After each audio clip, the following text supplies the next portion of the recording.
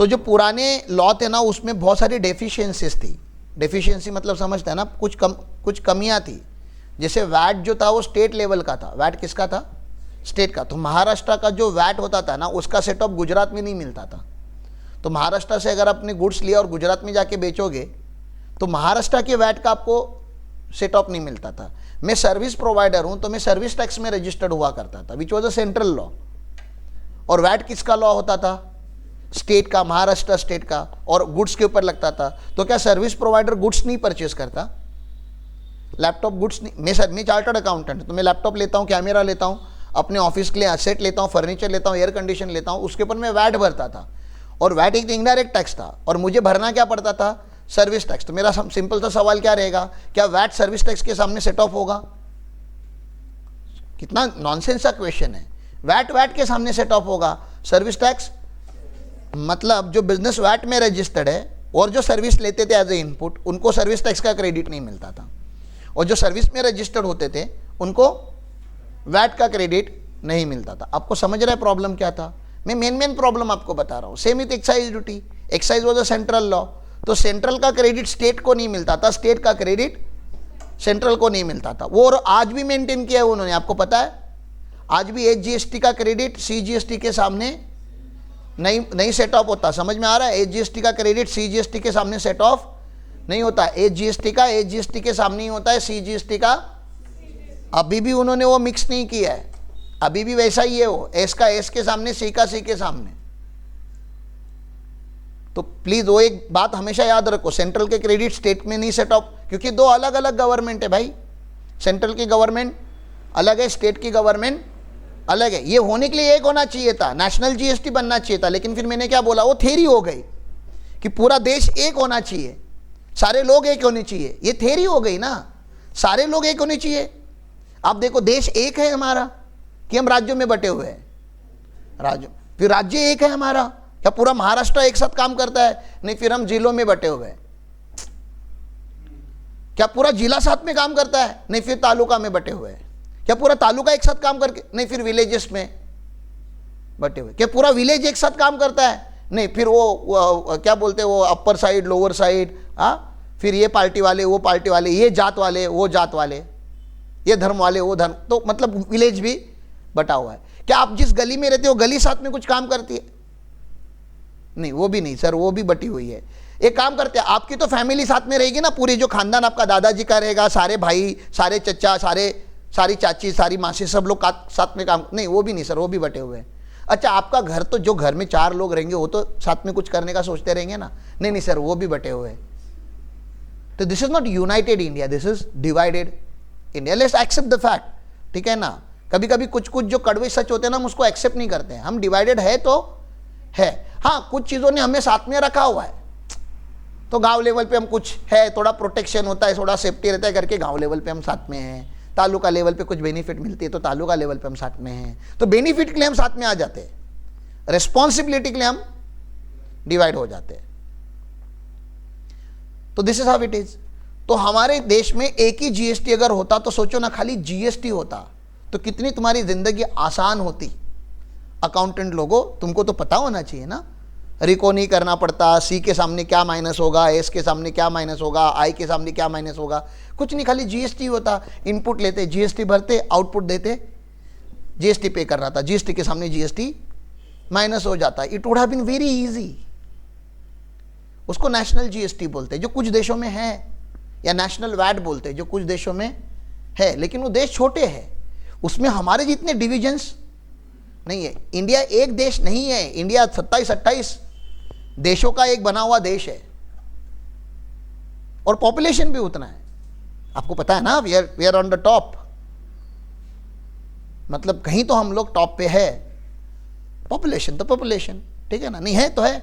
सबसे ज्यादा प्लैनेट पे लोग कौन से देश में हैं? इंडिया में है, भारत में है, तो अच्छी बात है कि नहीं है? कहीं पे तो फर्स्ट है ना। जीडीपी वगैरह में हम 4th पोजीशन पे, दैट्स ओके, आ रहे, थोड़ा प्रोग्रेस चालू है, ठीक है। तो पुराने सिस्टम में क्या था? बहुत सारे डेफिशिएंसीज थे। जानना चाहते हो सारे डेफिशिएंसीज, पुराना सिस्टम कितना घटिया था? नहीं, क्यों नहीं जानना है? क्योंकि जान के क्या ही कर लोगे।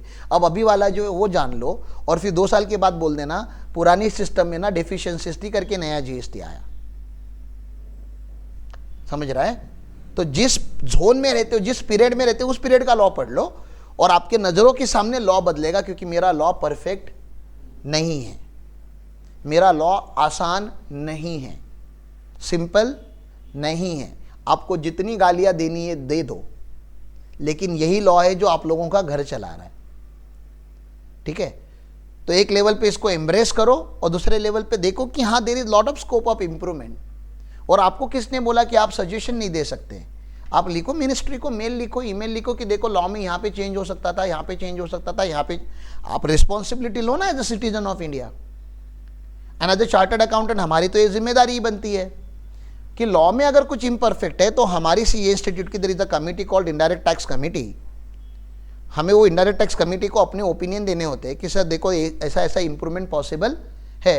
वो कमिटी गवर्नमेंट ऑफ इंडिया को रिप्रेजेंटेशन देती है। And let me tell you this with very confident and with proud, हमारे रिकमेंडेशन को गवर्नमेंट इनकॉर्पोरेट करता है।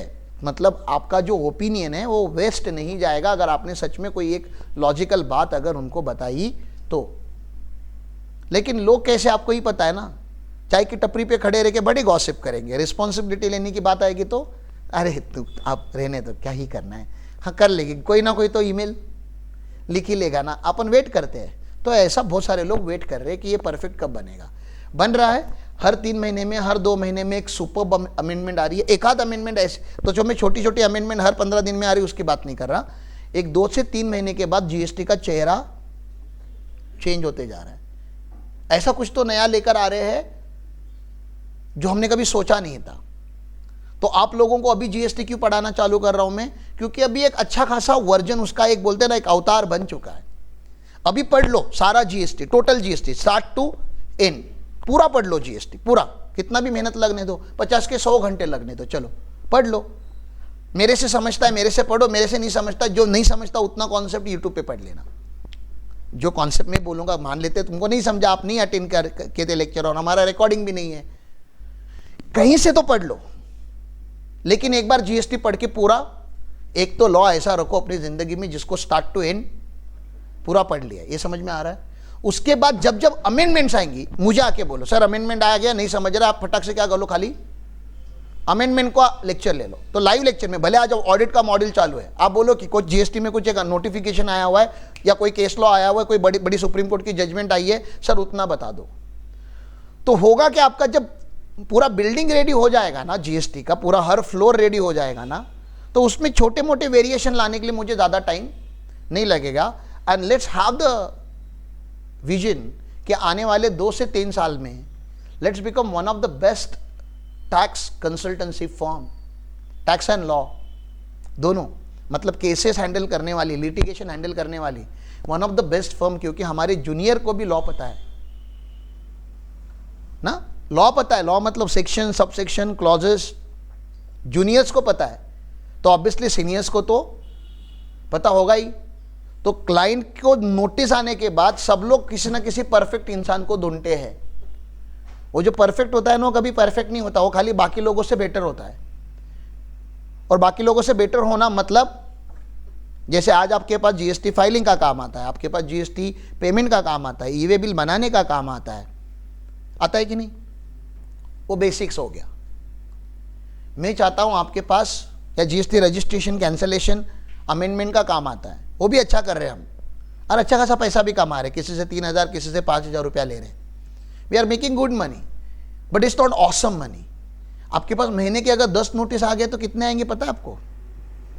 P2P का नेटवर्क आपका ऑलरेडी बन चुका है। वो लोग जीएसटी के नोटिस का रिप्लाई नहीं दे सकते because that requires lot of research. एक नोटिस का 1 लाख रुपया पकड़ते हैं हम लोग ऑन एन एवरेज। महीने के अगर 10 नोटिस आ गए तो कितना हो जाएगा? 10 लाख रुपया। That's a strength GST has. और बहुत ही बेसिक सा नंबर मैं आपको बता रहा हूं। I am not talking about कि अरे आपने 100 करोड़ का केस, जिसे अंजेश हैंडल करता है, अंजेश हैंडल करता है डायरेक्टली 150 करोड़ का फ्रॉड। जीएसटी का फ्रॉड हुआ है, 150 करोड़ का अरेस्ट होने वाला है या अरेस्ट हो चुका है, अब अंजेश के पास मैटर जाता है। अब जिसका 150 करोड़ का फ्रॉड है या एटलीस्ट गवर्नमेंट क्लेम कर रहा है कि आपने 150 करोड़ का फ्रॉड किया है, उससे फी कैसे लोगे? 15,000? अरे जिसने 150 करोड़ का फ्रॉड किया उससे फी भी तो वैसे लेंगे ना।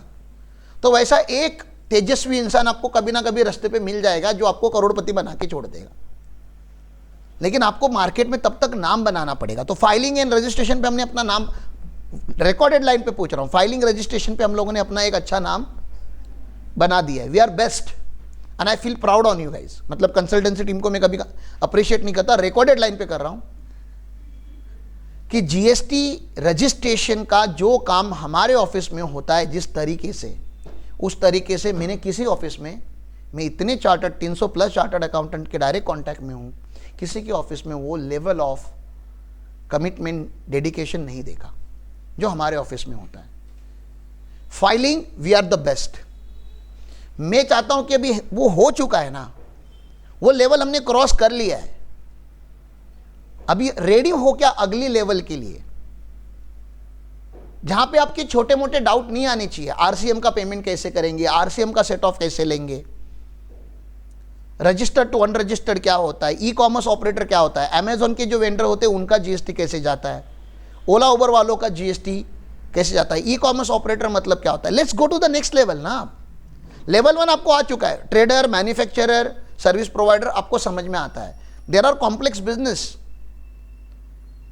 तो वो कॉम्प्लेक्स बिजनेसेस को भी समझते हैं ताकि उनकी फाइलिंग के पेमेंट आपको ज़्यादा मिलेंगे। You become one of the best virtual company for GST compliances, that is my vision. And then litigation, yes, Saili is getting ready, I am getting ready, Aarti is getting ready, Anjesh is already ready.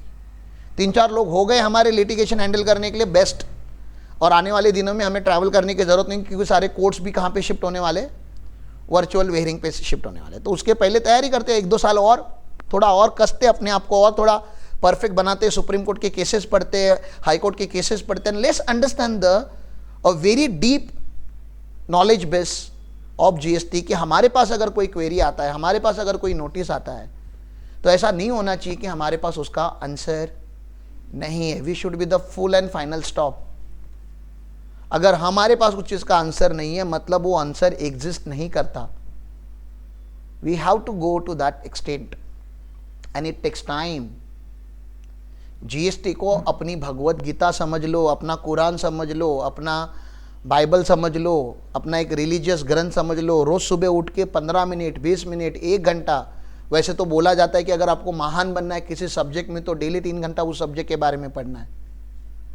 And with in a year you will become a great personality in that particular subject. एक subject को अपना लो, सारे syllabus को अपनाने की जरूरत नहीं है। जो कोर एरियाज है उसको, और उसको बार बार पढ़ो, इतनी बार पढ़ो कि उसको आपको मतलब you are there, people will call you for understanding this. I feel proud, I have never told you this, I guess. जिन्होंने मुझे बनाया है, जिन्होंने मुझे ये सब सिखाया है, सर आज मुझे फोन करके पूछते हैं राम इसका जीएसटी में इंपैक्ट क्या होगा, इसका इनकम टैक्स में इंपैक्ट क्या होगा। And let me tell you this fact also, he doesn't have patience when he calls। मतलब वो क्वेरी कॉल पे पूछते हैं और चालू कॉल पे ही मुझे उनको आंसर देना है। He is not bother whether I am travelling, walking, eating, sitting, no. It's not कि मैं रिसर्च करके आपको रिप्लाई करता हूँ। He wants reply now because he just walking to someone's office जहाँ पे शायद वो मुद्दा उठे, and he wanted to understand कि अगर वो टैक्सेशन के ऊपर अगर आए तो उसका टैक्स में इंपैक्ट क्या होगा। और आप कभी मेरे साथ ट्रैवल करते हो तो मैं उनकी जब भी कॉल आते हैं, you can listen those calls on the speaker. जो स्ट्रक्चर वो बनाते हैं या जो स्ट्रक्चर का वो सवाल पूछते, it's not that easy. And then I feel proud of myself कि जो उन्होंने बनाया है उसमें कुछ है। बनाया उन्होंने ही है, लेकिन जिसको बनाया है मतलब जो मुझे है, मैंने उसको रिटेन किया है, वो भी तो इंपॉर्टेंट है ना। मतलब जितना गुरु का रोल है वो उन्होंने प्ले किया है, अब जो शिष्य का रोल होता है वो तो मुझे प्ले करना था। And if I stop reading this assuming कि आई तो know GST like oh wow like oh what else I want, I know every section of GST, I know every, if I assume this then I won't be relevant in the market within 6 month time. 6 महीने के अंदर मैं outdated होने वाला हूं if I just assume that I know everything. तो please have that open heart, जहां पे हम नॉलेज बेस क्रिएट करेंगे, लेकिन जो नॉलेज बेस क्रिएट किया है उसको बार बार अपडेट करेंगे, क्योंकि गवर्नमेंट ही चेंज कर रहा है इसको, तो कितना अच्छा है। और मैं इनकम टैक्स रोक के जीएसटी के ऊपर क्यों आया? Let's wait till the Feb ना, फेब मंथ तक वेट करते हैं। किस चीज का? बजट का, ठीक है ना। क्या पता निर्मला सीतारमन जी ने जो 6 महीने पहले बोला था, बहुत सीरियसली बोला था कि कैजुअली बोला था, if she is really going to bring new income tax, तो मैं जो एग्जिस्टिंग इनकम टैक्स है उसको क्यों पढ़ाऊँ आपको? उसको तो पढ़ाया है, बहुत बार पढ़ाया है, तो उसकी रिकॉर्डिंग्स है, वो देख लो अगर आपको इनकम टैक्स समझना है। और वैसे भी अभी कोई इनकम टैक्स का कोई ड्यू डेट नहीं है, जितना होना था वो हो चुका है। 31 दिसंबर तक थोड़ा बहुत काम आएगा, उतना मैनेज कर लो, लास्ट का 1 महीना है, बाकी इनकम टैक्स का काम तो आने वाला है अगले साल ही। ये समझ में आया?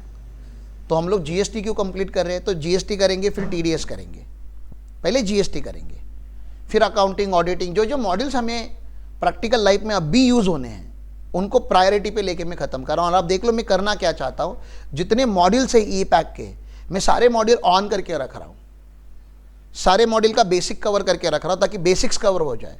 फिर आप मुझे जैसे ग्रुप पे डालोगे, ट्रेनिंग ग्रुप को आपको सबको एक्सेस है, जैसे आप मैसेज डालोगे सर कल ऑडिट है, कर इंटरनल ऑडिट है, और इंटरनल ऑडिट का चैप्टर अगर मैंने कवर नहीं किया होगा, मैं इमीडिएटली जाके इंटरनल ऑडिट का चैप्टर कवर करने वाला है। समझ में आया आपको? तो साइली आपको भी वही करना है, कंप्लायंस का मॉड्यूल भी चालू करना है, जहाँ पे जो फॉर्म का ड्यू डेट है और जो काम हमें हैंड ओवर करना है, टाइमिंग नहीं देखना है कि मॉर्निंग है कि आफ्टरनून है कि इवनिंग है। आपको पता है कल से अगर आपको ये काम बच्चों को देना है तो आज दिन भर चाहिए तो ट्रेनिंग ले लो और वो उसके रिलेवेंट फोल्डर में जाने दो, क्योंकि हमने सारे मॉड्यूल एक्टिवेट करके, सेम गोज विथ यू, जो भी काम हमें देना है उसका क्या बन जाना चाहिए? ट्रेनिंग मॉड्यूल बनना चाहिए। This is how the impact will get created and it will keep evolving. Impact is not a fix module based course कि ये सिलेबस है हमारा, हम इतना ही पढ़ेंगे। There is no fix syllabus to impact, that's a beauty. Office में जो भी करते हो उसका क्या होना चाहिए? ट्रेनिंग मॉड्यूल होना चाहिए, और वो रिकॉर्ड होना चाहिए, क्लास प्लस एंड यूट्यूब पे अपलोड होना चाहिए। That's a vision we have for impact. And beauty देखो आप 1-1.5 साल में क्या होता है, how much reach we have, how many people will get associated with us for this, how many student we will transform, our WhatsApp community will become more and more stronger where queries will come, and student से भी request करता हूँ कि don't wait for faculties to respond। अगर आपको उसका answer पता है with some logic तो put your answer। गलत तो गलत, ठीक है ना, गलत होगा तो कोई और आपके ऊपर का जिसको नॉलेज है वो एडवांस नॉलेज वाला वहाँ पे और काउंटर करेगा ना। तो don't wait for faculty to reply। हमारी स्टूडेंट कम्युनिटी इतनी स्ट्रांग होनी चाहिए कि वो खुद एक दूसरे को हेल्प करे, and everything is free, it's not chargeable। तो WhatsApp community is free। This notes, I'm intentionally not using my notes, I'm using the ICAI account book because that book is available with everyone, anybody can download the book। हर 6 महीने में वो खुद ही book change कर रहे हैं, तो हमें updation करने का भी टेंशन नहीं है, and that is freely available resource। and being a member and student of institute, आप लोग स्टूडेंट हो, मैं मेंबर हूँ, हमारे लिए तो ये रिसोर्स डिजाइन हो रहा है ना, ये तो MBAs के लिए नहीं हो रहा है ना, ये डॉक्टर्स एंड लॉयर्स के लिए नहीं हो रहा है ना। This resources are getting design by the committee known as board of studies। it's not a one person who is designing this, so they have put huge efforts। let's use their study material as of now। हाँ, उसमें से फिर notes बना के अगर आप simplified version बना सकते हो तो great, do that. We have the simplified version, but I am going through the institute so that people at large, they should not be messaging us, sir इसका notes कहाँ मिलेगा, notes कहाँ मिलेगा, note, क्योंकि maximum YouTube पे या WhatsApp पे या LinkedIn पे वही आता है, सर notes दे दीजिए। तो these are the notes, हम लोग public forum पे जो notes है वो use कर रहे हैं। We are trying to save your cost in terms of money, but we cannot save your cost in terms of time। आपको time and dedication देना ही पड़ेगा। क्या basic clear है आप लोगों का? ये क्यों किया जा रहा है वो क्लियर है? देखो, I can not teach you unless and until you are ready to learn. I am requesting all of you, please become aware. वो था, अच्छा, मयूर को जरा फ़ोन केयर करके बोलो ना, वो स्टील पहुंचाना है साइड पे करके। हाँ, मतलब एक बार वो, क्योंकि 10 बजे तक वो आने वाला है, उसको 2 बार फॉलोअप लेना पड़ेगा, तो 2 बार फॉलोअप लेने बोलो। तो पहले वाले लॉ में बहुत सारी डेफिशिएंसीज थी, इसलिए क्या किया गया, जीएसटी लाया गया। जीएसटी का इंटेंशन है कि ये सारे जो पुराने या अभी भी एग्जिस्टिंग जो लॉ में क्योर इल्स है उसको क्योर करें। इलनेस है मतलब अभी भी लॉ अपना परफेक्ट नहीं है, उसको क्योर करे, ऐसा इंटेंशन है। और करके रहेगा, हमारे थ्रू करके रहेगा, हम करते रहेंगे ना इसको मदद। अरे जीएसटी खुद अपने आप पे थोड़ी ना क्या एग्जीक्यूट होगा, हम लोगों के बिना हो ही नहीं सकता। ग्राउंड लेवल पे तो हम काम कर रहे हैं ना। तो आपके पास अगर कोई आता है और बोलता है जादू करके दिखाओ, ये करके दिखाओ, तो आपको कंसल्टेंसी क्या देनी है? सर जादू करके दिखा सकता हूँ, लेकिन फिर घर वालों को बता देना कि आपको जब अरेस्ट होगा तो उसके बाद क्या करना है, आपका फेवरेट बिस्किट क्या है, क्या मेडिसिन आप खाते हो, तो ताकि आपको जेल में भी वो सब पहुँचता रहे। ठीक है ना। अब वो दिन चले गए सर जादू करने के, तो आपको डराने, देखो क्लाइंट को अगर आपको ज़्यादा डरा सकते तो ज़्यादा डराओ। क्यों? उसके अंदर एक टेम्पटेशन है चोरी करने का। चोरी सही होती है कि गलत होती है? गलत होती है, आपको तो पता। चोरी, मैं तो बोलता हूं चोरी, मैं रिकॉर्डेड लाइन पे भी बोलता है चोरी करो, लेकिन ऐसा करो जहां पे मतलब 5,000 करोड़ 10,000 करोड़ इन्वॉल्व है, कि मतलब आप जेल में भी जाओ तो लोग आपका सलाम ठोके आपके पैर पड़े कि प्रभु हम तो 5 करोड़ लेके इधर आए थे, आपका 5,000 करोड़ मतलब सर, मतलब वहां पे भी एक सीनियरिटी है ना। पता चला 40-50 लाख का चिंदी चोरी किया, और आपको ये पता है ना छोटे चोर इमीडिएटली पकड़े जाते हैं, बहुत बड़े चोर जो होते हैं बहुत बड़े, वो सिस्टम के भी ऊपर है, क्योंकि उनके पास पैसा ही उतना है। Nothing wrong. तो अगर चोरी करनी तो उस लेवल की करो बाबा।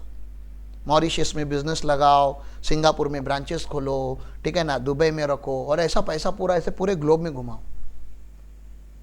और फिर ऐसे देशों में आपका घर होना चाहिए, बंगला होना चाहिए, कि अगर यहाँ पे अगर अरेस्ट वारंट निकलता है तो फिर आप यहाँ से निकल के उन देशों में जाओ, वहाँ पे सेटल हो जाओ, वहाँ से यहाँ आने की जरूरत। बहुत सारे लोग गए हमारे देश से, आप लोग यहाँ से भाग के मुंबई जाते हो, हाँ, आप मोबाइल लेके जाते हो,